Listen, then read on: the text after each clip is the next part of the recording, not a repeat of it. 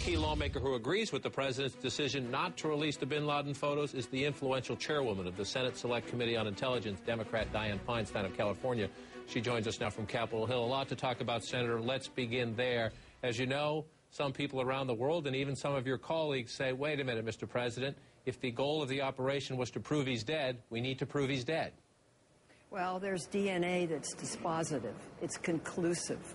And the only reason, really, to produce the photo at this time would be to incite, and I see no need to do that. We're a little different than the terrorists are. I mean, we went out of our way in this mission not to hurt children and, to the best of our ability, not to hurt women. Matter of fact, there were 13 children in there, and they're all alive, and none were wounded. And there was a problem with 1 or 2 women, but that was it. And the team went out of its way to see that there was minimal collateral damage, and that's appreciated. Well, let's talk a bit about that. You received a briefing today from the CIA Director Leon Panetta and the commander of the Special Operation Forces, Admiral McRaven. As you know, the White House has now acknowledged bin Laden was not armed, and some people, we expect his allies in the world, his sympathizers in the world, will take issue with that. Tell us what you know specifically about the moment he was shot in the chest and the head and how he was behaving. Well, there were arms directly near the door, and my understanding is he was right there and going to get those arms. So, you know, you really can't take a chance. This is the #1 target. This is the mastermind that killed 3,000 of our citizens. And there had to be justice. And the only way to achieve that justice is a life for life in this case. To the degree you can, Senator, I know a lot of this is sensitive, but to the degree you can you describe that scene in a bit more detail? You say you were told that there were arms nearby? No, I've described it in the detail. I'm going to describe it to say I believe he was preparing to resist. And that's why the shots were taken. More important issues to discuss, but on the issue of the photo release, do you think Mr. Panetta got too far out ahead of himself? Yesterday, he said they would be released. The question was when, not if. Obviously, Secretary Clinton, Secretary Gates, and some others convinced the president, don't do it, sir. Well, look, I think Leon Panetta has done a super job. This whole mission was under his direction, and it was carried out, and with Admiral McLaren and JSOC, it was a very complicated, well-put-together, carefully studied mission. And the aim was to be able to apprehend or kill Usama bin Laden. And that aim was carried out, and it was carried out with minimum collateral damage. They went out of their way not to use a B-2, not to use Hellfire missiles, but to send into a team to be as precise as possible and spare as many lives as possible. And I believe they did just that, and I'm proud of them.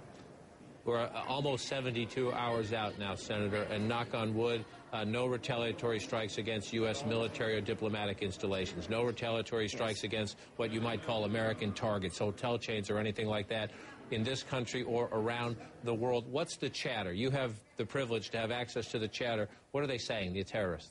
Well, I don't believe there's any precise intelligence at the moment about an attack. I believe there are people trying to put an attack together. It may be a lone wolf. It may be people in Yemen, in Somalia. We don't really know. But there's every effort being made by all of the departments that are involved in this to protect the homeland. And I might say, I've been on this committee for 10 years now, and intelligence has been streamlined, analysis has been improved, red teams are being used.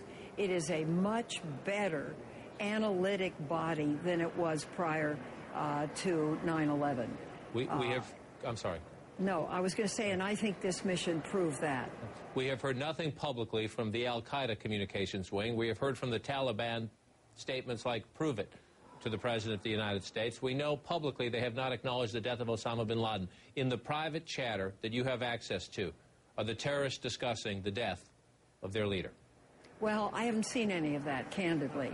What I've seen are the threat assessments today and yesterday, but I haven't seen that kind of chatter. So I can't answer that question, John. What should the United States do about Pakistan at this moment? Leon Panetta told the briefing of Congress yesterday, either they're grossly incompetent or they knew they had bin Laden in their midst and did nothing.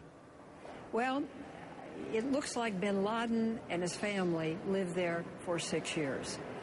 They lived in $1 million compound, 8 times bigger than anything around it, 12 and 18-foot tall walls, capped with barbed wire. Questions must have been asked. Now, whether questions were asked and the ISI said, leave it alone, I don't know. Whether there was benign negligence or purposeful negligence, I don't know. But within a mile or so of a military academy, with an intelligence office in the area, it is very surprising, I think, to all of us that one could believe that the Pakistanis did not know this. Would you give them another $100 million, billion, or up to about $20 billion in recent years? Would you give them more money until you had crystal clear proof things would be different? Well, I think that's something to consider. And I use the word consider because I think it's important. The United States would like to have a positive relationship with Pakistan. We would like to have a true partnership. We would like to be able to be allies in the war on terror. It's very hard when you give the Haqqani network safe harbor in North Waziristan and they are attacking our people in Afghanistan. It's very hard when you see they won't turn over the inspirational leader and the operational leader of the Mumbai attacks. It's very hard when you know now bin Laden's been living there for all these years and not to believe, well, we just didn't know. So there's going to have to be, I think, some element of proof put forward. I think there's going to have to be some element from the Pakistanis that we want to be an ally, that we want to be a friend, that we want to join you and walk down the same side of the street with respect to terror. I'm convinced that if they don't do this, that one day you will see radical elements take over Pakistan. That's the risk that's here. We don't want to see that. I don't believe the Pakistani military or the civilian government wants to see that either. Senator Feinstein, appreciate your time today. Thank you, John.